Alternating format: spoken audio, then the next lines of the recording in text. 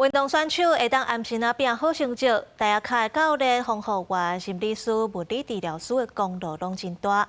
风道运动发展基金会主办的风道奖，今年就甲奖项扩大，办好这寡点点到出力的英雄。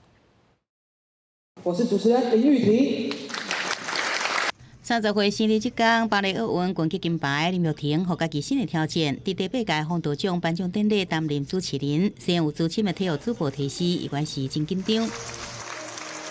总统赖清德亲身颁授将新成就奖，予手球选手出身前国家队教练加国际裁判，并且伫代替担任教的体育界重青球林飞扬。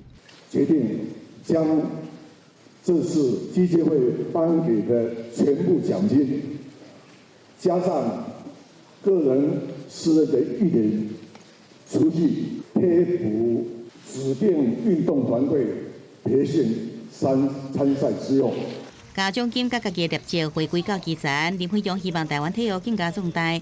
最佳基层培育典范奖的得主体育教练林尚伟讲，基层教练唔拿教技术，也袂用放过任何资源。伊特别感念伫台北市3名国小的指导教练吴尚玲。虽然他已经过世了，但我很谢谢他。运动部长李阳讲，教练的存在，互运动是愈来愈好。也若物理治疗师、防护员、心理师这幕后的团队，对选手是相当重要。最佳选手照护贡献奖得主蔡慧敏讲，要做这项工作，除了专业以外，更加需要热情。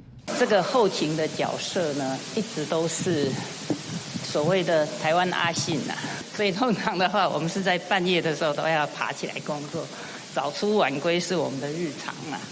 风道奖今年扩大奖项，规模是历年来上大，不过运动行政奖却是无选出来。评委廖一民、王金平说明，实在是无度选出真正全面性带动运动上有美好典型团队，不得不奖发。记者综合报道。